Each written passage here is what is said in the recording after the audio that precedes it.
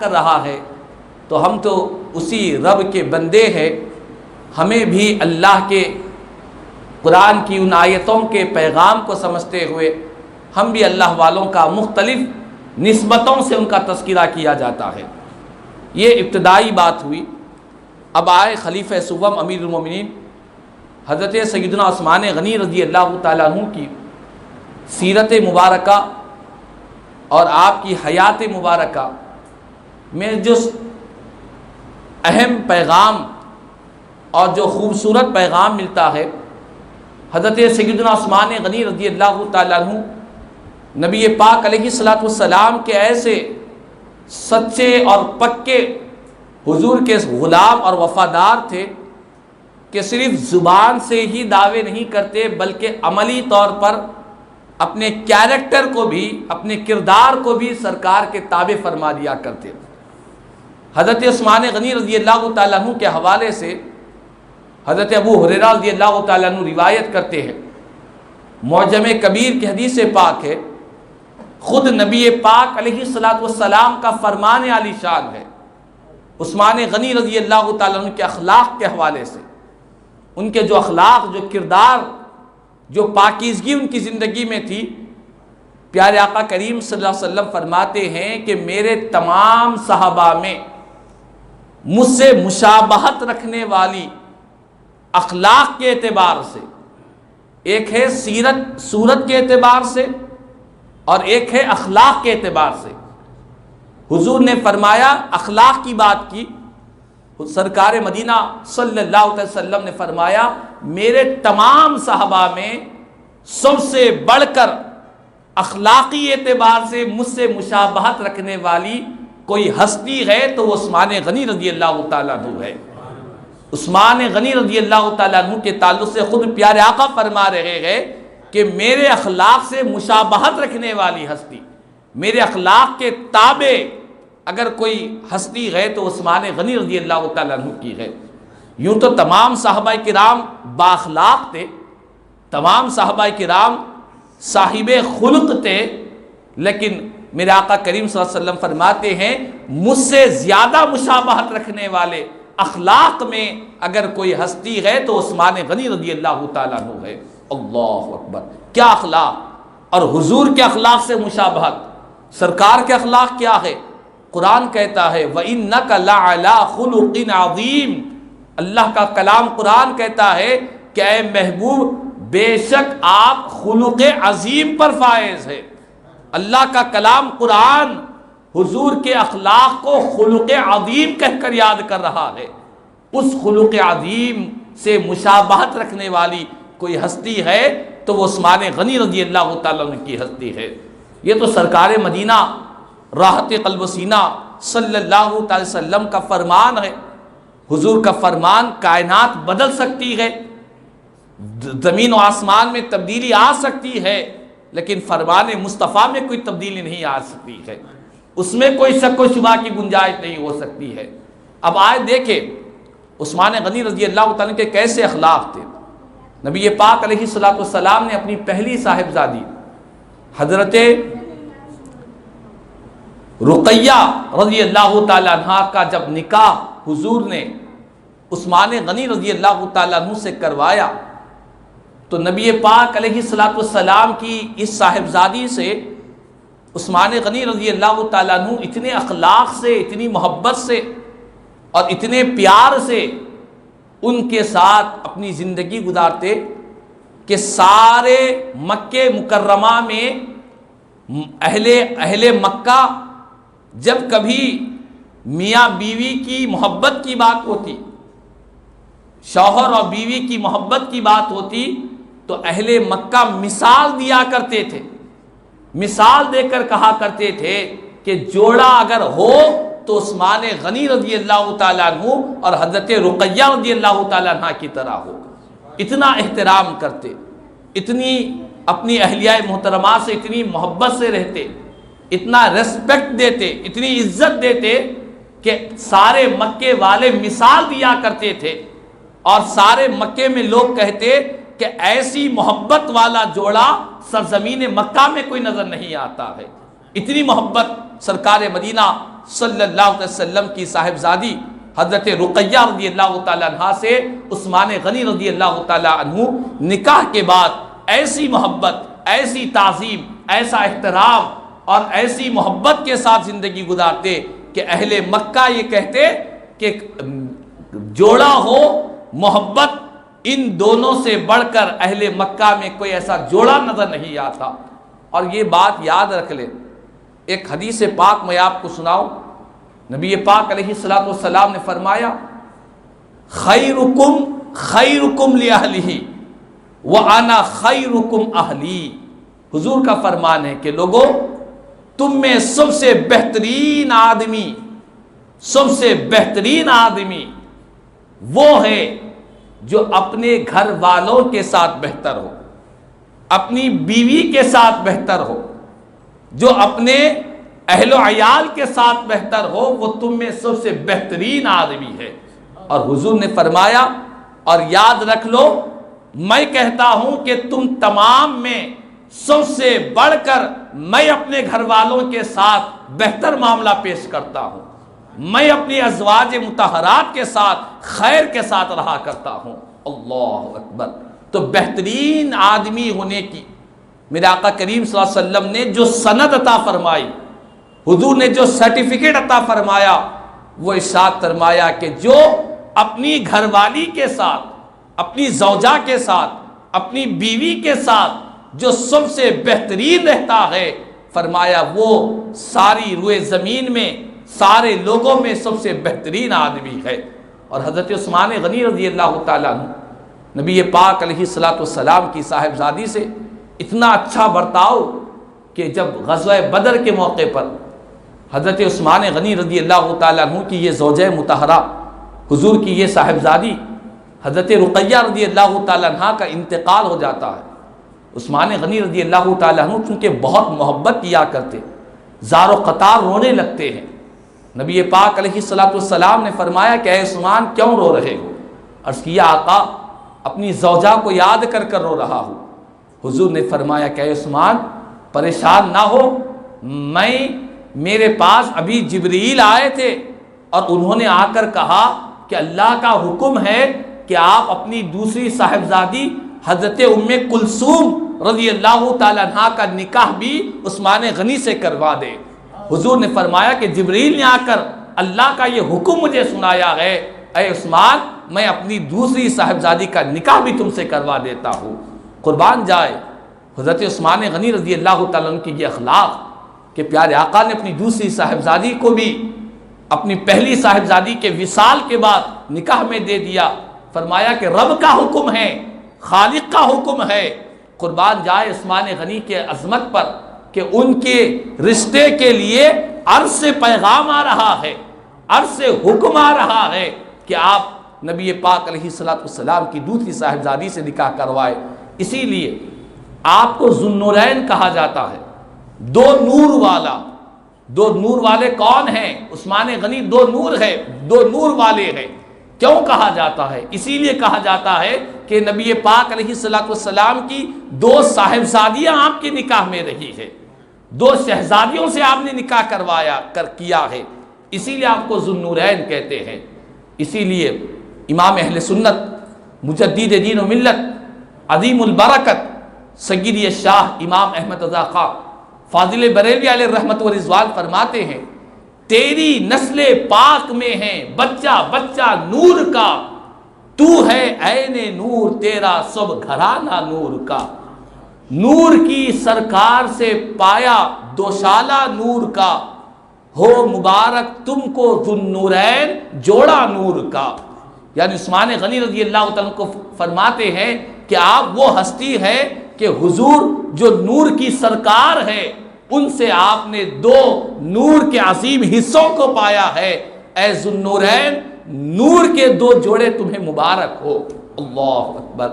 اور یہی نہیں، حضرت عثمان غنی رضی اللہ تعالیٰ عنہ کے بعد جب اخلاق کی آئی، آپ کے اخلاق یہ تو اپنے گھر والوں کے ساتھ، اپنی اہلیہ محترمہ کے ساتھ تھے، اور اس کے بعد حضور نے فرمایا کہ اے عثمان تم اتنے اچھے ہو، تمہارے اخلاق، تمہارے کردار، تمہاری سیرت، تمہارا کیریکٹر اتنا پیارا ہے، اتنا لاجواب ہے، تمہاری سیرت اور صورت میں ایسی خوبیاں ہیں۔ حضور فرماتے ہیں کہ عثمان لو ان عندی مئۃ بنت تموت واحدۃ بعد واحدۃ، فرماتے ہیں کہ اگر مجھے اللہ تعالیٰ 100 بیٹیاں بھی عطا فرماتا، 100 صاحبزادیاں بھی اللہ تعالیٰ مجھے عطا فرماتا، اور ان 100 بیٹیوں کا نکاح انتقال یہ کے بعد دیگرے ہوتا چلا جاتا، اے عثمان میں اپنی 100 صاحبزادیوں کا نکاح بھی تم سے کروا دیتا۔ اللہ اکبر، یہ اخلاق ہے، یہ کردار ہے، یہ کیریکٹر ہے کہ آقا کریم صلی اللہ علیہ وسلم فرما رہے ہیں کہ اگر میری 100 شہزادیاں بھی ہوتی اور یہ کے بعد دیگرے ان کا انتقال ہوتا چلا جاتا، اے عثمان میں تم سے اپنی 100 صاحبزادیوں کا بھی نکاح کروا دیتا۔ اب اور آگے بڑھے حضرت عثمان غنی رضی اللہ تعالیٰ کے اخلاق پر۔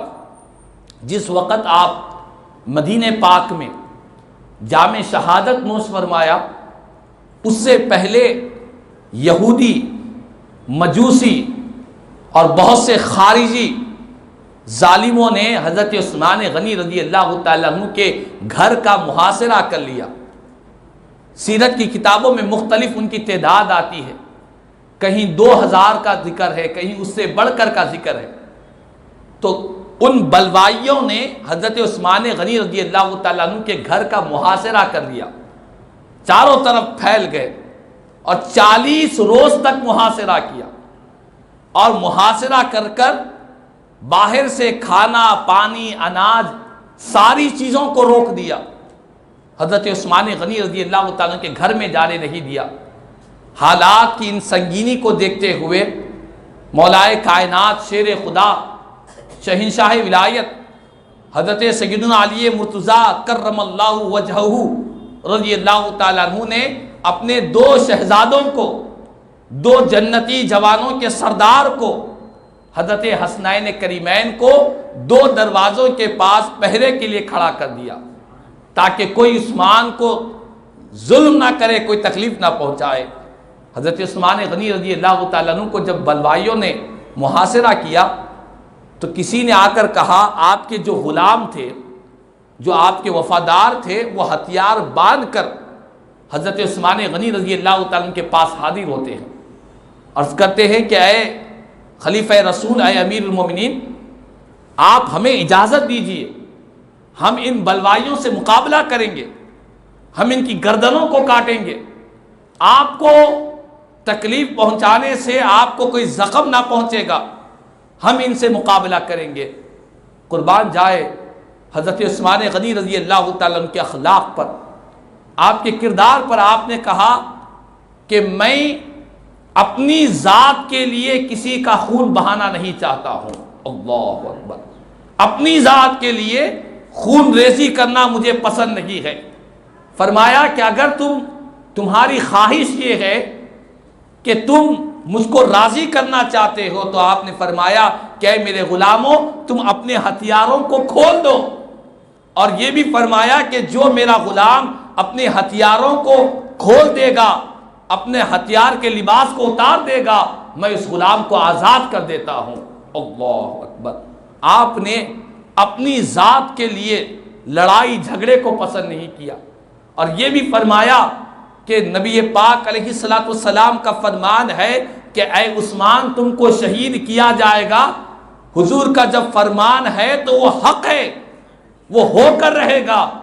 عثمان کو سرکار کے فرمان پر یقین ہے، اگر تم قتل و غارت گیری کرو گے تب بھی میں شہید ہوں گا، اگر نہ کرو گے تب بھی میں شہید ہوں گا۔ شہادت تو میرے مقدر میں ہے اور میں شہادت سے پیچھے ہٹنے والا نہیں ہوں، میں جام شہادت سے پیچھے نہیں ہٹوں گا۔ آپ نے فرمایا کہ قتل و غارت گیری مجھے پسند نہیں ہے۔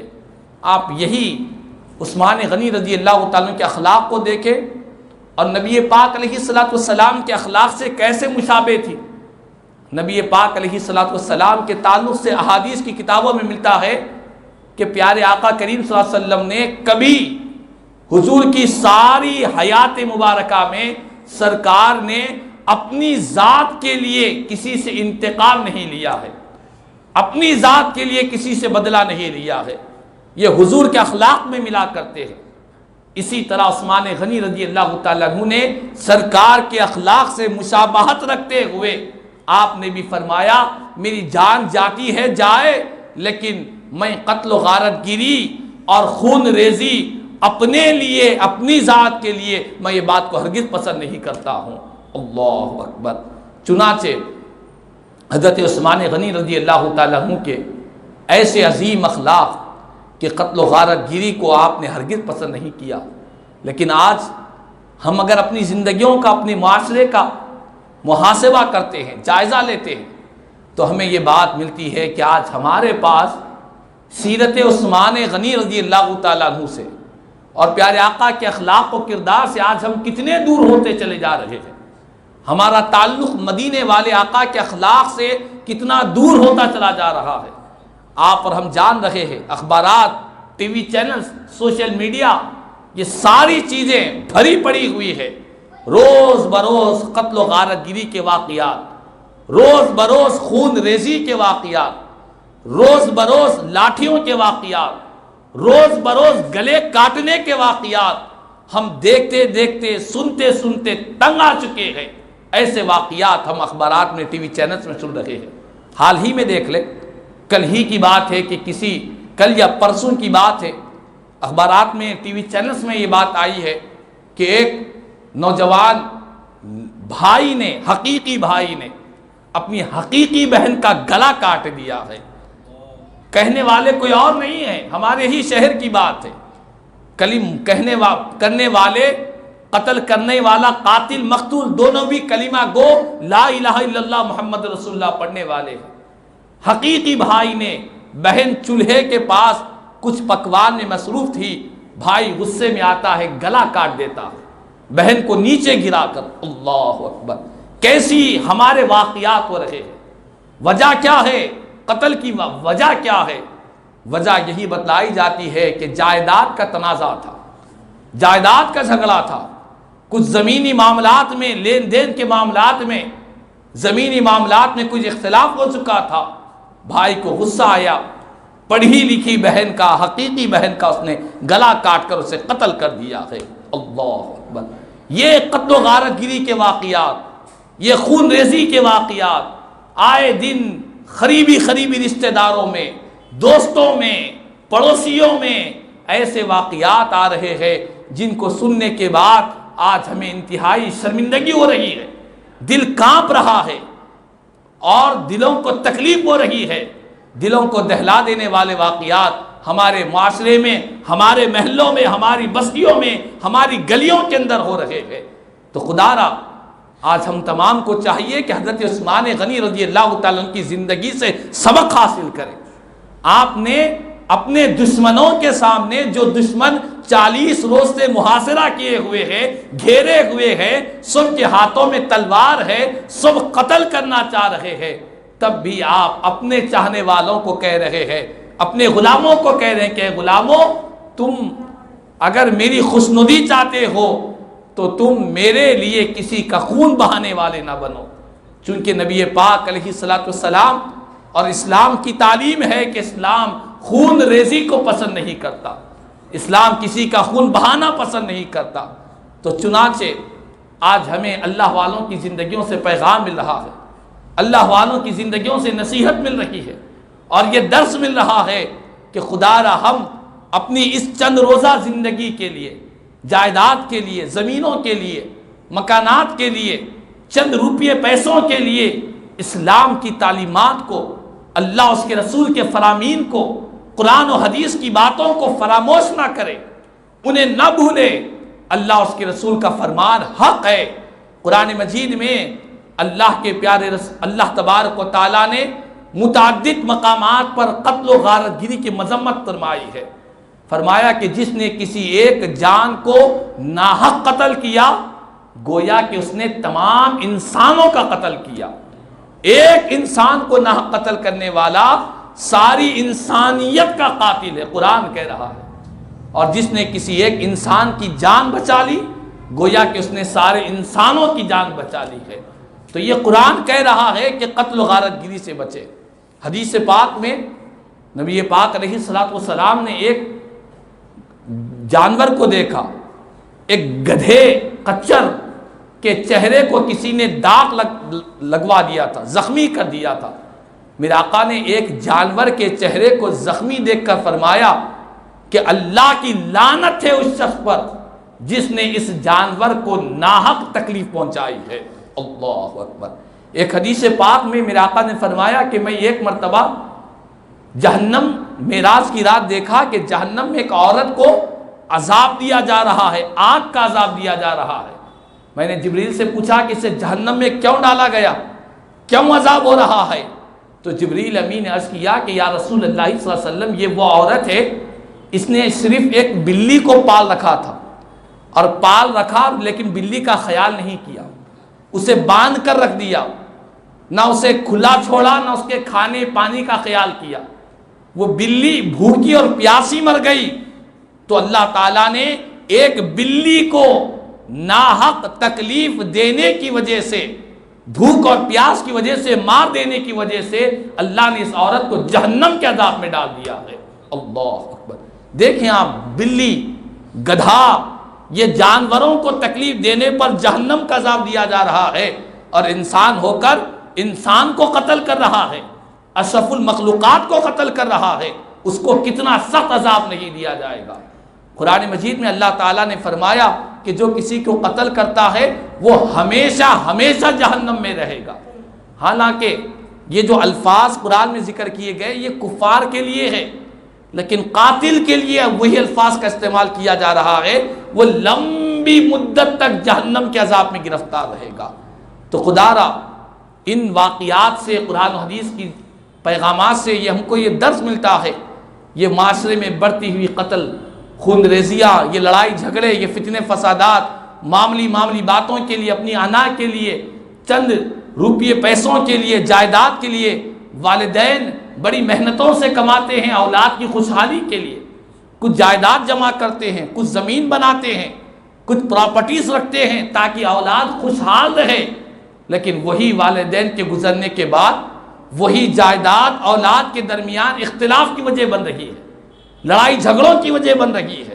والدین کا خون پسینہ ایک کر کے اپنی اولاد کی خوشحالی کے لیے وہ خود نہیں کھا کر، خود نہیں پہن کر، خود خوشحال زندگی نہیں گزار کر، اپنی اولاد کی خوشحالی کے لیے، ان کے فیوچر کے لیے، ان کے مستقبل کے لیے ماں باپ اپنی خواہشات کا گلا گھونٹ کر اپنی اولاد کے اندر خوشحالی رہے، اس لیے وہ کچھ جائیداد تیار کر رکھتے ہیں، کچھ پراپرٹیز بناتے ہیں۔ اسلام منع نہیں کرتا، لیکن وہی اولاد ہے اسی جائیداد کے لیے، اسی زمین کے لیے، اسی روپیے پیسوں کے لیے، اسی پراپرٹی کے لیے، اسی بینک بیلنس کے لیے وہی اولاد ایک دوسرے کے خون کے پیاسے بنے ہوئے نظر آ رہے۔ حد تو یہ ہو گئی کہ حال ہی کی بات ہے، ہمارے ہی محلے میں ایک گھر میں ایک والدہ کا انتقال ہو گیا، گھر کے اندر میت رکھی ہوئی ہے، بھائیوں کے درمیان جائیداد کا تنازع چل رہا ہے، کسی کو میت کے بارے میں نہ ایصال ثواب کی فکر ہے، نہ کسی کو غسل کی فکر، نہ کفن کی، نہ دفن کی، سارے بھائی بہنیں آپس میں بیٹھے ہوئے ہیں، کوئی کہہ رہا ہے کہ وہ میرا ہے، یہ تیرا ہے، یہی جھگڑوں میں رہ گئے۔ وقت گزرتا گیا، بات میں پتہ چلا کہ اتنی تاخیر کیوں ہو رہی ہے، تو تاخیر کی وجہ یہی ہے کہ بھائیوں بہنوں کے درمیان جائیداد کے لیے، والدہ کے سونے چاندی کے لیے، مکان کے لیے بھائیوں کے درمیان، بہنوں کے درمیان میں آپس میں تنازع چل رہا ہے۔ اللہ اکبر۔ تو یہ بے حسی آ چکی ہے، یہ بد اخلاقی ہو چکی ہے، یہ اخلاقی گراوٹ آ چکی ہے کہ آج ہم اتنے حد تک گر چکے ہیں کہ قریبی رشتہ داروں کا بھی لحاظ نہیں رہ رہا ہے۔ تو خدا را آج حضرت عثمان غنی رضی اللہ تعالیٰ عنہ کا فیضان ہم پانا چاہتے ہیں تو اپنے دلوں سے دنیا کی محبت کو نکال پھینکے۔ یہ دنیا کی محبت ہے۔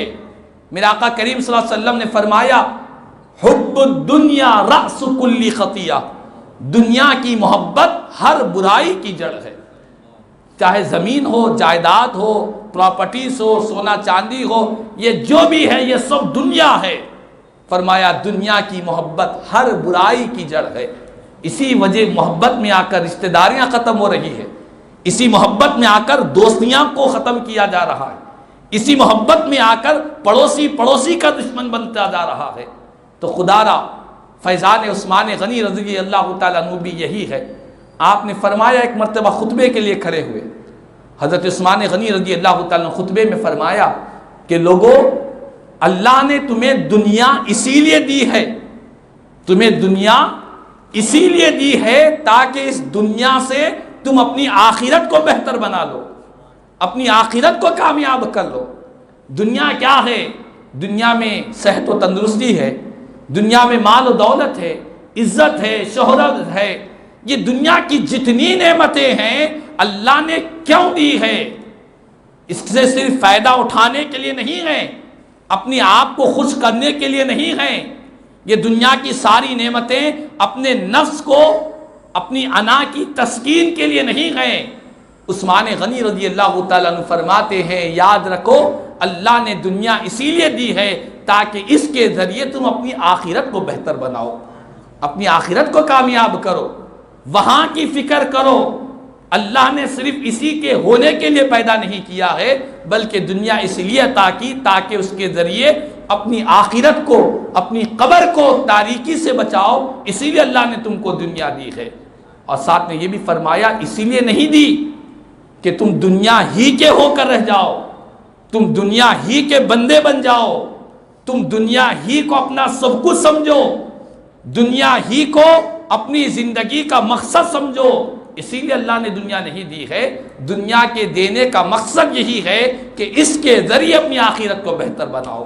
اسی لیے حضرت عثمان غنی رضی اللہ تعالیٰ عنہ بڑے مالدار صحابی رسول تھے، بہت مالدار تھے، اتنے مالدار تھے، احادیث کریمہ میں بیان کیا گیا کہ پیارے آقا کریم صلی اللہ علیہ وسلم کے فرمان کے مطابق کہ حضرت عثمان غنی رضی اللہ تعالیٰ عنہ نے 2 مرتبہ حضور سے جنت کو خرید لیا ہے، اتنے مالدار صحابی رسول تھے۔ سرکار نے کسی موقع پر فرمایا کہ جو کوئی یہ خیر کا کام کرے گا اللہ تعالیٰ اسے جنت عطا فرمائے گا۔ عثمان غنی رضی اللہ تعالیٰ عنہ کھڑے ہوتے ہیں، عرض کرتے آقا اس کام کے لیے غلام حاضر ہے۔ اسی لیے فرمایا کہ 2 مرتبہ آپ نے جنت کو خرید لیا ہے۔ مالدار صحابی رسول تھے، دولت مند صحابی رسول تھے، بہت اونٹیں، بہت سواریاں تھیں، بہت اشرفیاں تھیں، بہت دینار و درہم تھا، سب کچھ تھا، لیکن دل دنیا کی محبت سے پاک تھا۔ مال ہاتھ میں تھا، مال دل میں نہیں تھا۔ دولت مال ساتھ میں رہا کرتی تھی، لیکن اپنے دل میں اللہ اس کے رسول کی محبت کا غلبہ تھا۔ یہی کامیابی ہے، یہی اصل کامیابی ہے۔ چنانچہ حضرت عثمان غنی رضی اللہ تعالیٰ عنہ اتنے کثیر سے خدا کا خوف، اللہ کی بارگاہ میں جانے کا، رب کی بارگاہ میں حاضر ہونے کا ایسا خیال کہ ایک مرتبہ اپنے غلام کو بلاتے ہیں، کہتے ہیں کہ میں نے ایک مرتبہ تیرا کان پکڑا تھا، آج ہی دنیا میں تو اس کا بدلہ لے لے، میرا کان پکڑ لے۔ اللہ اکبر! دیکھو آپ، غلام ہیں، خادم ہیں، نوکر ہے، لیکن اس کے بارے میں بھی خیال ہے کہ آخرت میں یہ غلام نہیں رہے گا، آخرت میں، آج دنیا میں غریب ہے، محتاج ہے، آخرت میں نہیں رہے گا، یہ تو خدا کا بندہ ہی ہے۔ اللہ کے پاس مقام مال و دولت کی بنا پر نہیں، تقوی اور پرہیزگاری کی بنا پر اللہ کے پاس مقام ہے۔ آپ نے فرمایا کہ میں نے ایک مرتبہ کان پکڑا تھا، آج دنیا ہی میں تو پکڑ لے۔ حضرت عثمان غنی رضی اللہ تعالیٰ عنہ نے جب زیادہ اصرار کیا تو غلام نے مجبوراً آپ کا کان پکڑ لیا۔ کان پکڑنے کے بعد آپ نے کہا کہ پکڑو نہیں، کان کو موڑ بھی دو، کھینچ بھی لو، تاکہ کوئی کمی نہ رہ جائے، قیامت کے دن اللہ کی بارگاہ میں پکڑ سے میں بچ جاؤں۔ اللہ اکبر! اس کے بعد حضرت عثمان غنی رضی اللہ تعالیٰ عنہ نے لوگوں سے کہا کہ لوگوں، یہ اللہ کا کتنا کرم ہے کہ قصاص، جو اسلام میں جو قصاص ہے، یعنی جو بدلہ لیا جاتا ہے، یہ بدلہ دنیا ہی میں ہے۔ دنیا ہی میں ہم نے کسی پر ظلم کیا، اس سے معافی مانگ لی، یا اس سے ہم اپنے آپ پر اتنا ہی اس سے برتاؤ کرا لیے تو ہم دنیا ہی میں نجات پا جائیں گے۔ فرمایا کہ اللہ کا کتنا کرم ہے کہ قصاص اللہ نے دنیا ہی میں رکھا، اگر آخرت میں ہی ہو جاتا تو ہم کتنے پریشان حال ہو جایا کرتے۔ تو یہ فکر حضرت عثمان غنی رضی اللہ تعالیٰ عنہ کا یہ اللہ کی بارگاہ کا خوف، حشر کے میدان کی فکر، خوف خدا کا یہ معاملہ کہ غلام سے بھی فرما رہے ہیں کہ میں نے کان موڑا تھا، تو بھی میرا کان پکڑ کر کھینچ لے، اور وہ کام آپ کرواتے بھی ہیں اس غلام سے۔ تو بہرحال ہمیں عثمان غنی رضی اللہ تعالیٰ عنہ کی زندگی سے جو پیغام مل رہا ہے کہ ہم اپنی آخرت کو بہتر بنانے کی کوشش کریں، دنیاوی معاملات کا دنیا ہی میں خاتمہ کر دیں۔ جب رب کی بارگاہ میں جائیں، یہ شکوے شکایتیں، یہ لڑائی جھگڑے، یہ گناہوں کا بوجھ لے کر، حقوق العباد میں کوتاہیاں لے کر، لوگوں پر ظلم و زیادتیاں کر کے اللہ کی بارگاہ میں نہ جائے، دنیا ہی میں رفع دفع کر لے۔